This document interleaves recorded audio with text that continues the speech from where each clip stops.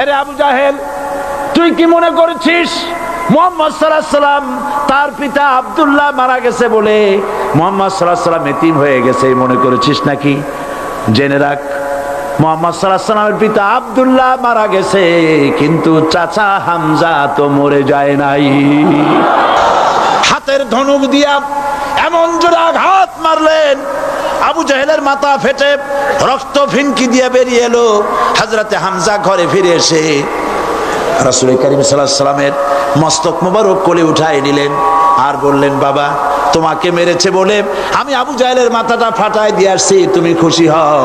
হুজুর বলছেন, চাচা, কার মাথা ফাটাইছো এইটা বলে আমারে খুশি করতে পারবা না। হযরতে হামজা বলেন, তুমি কি হলে খুশি হবে?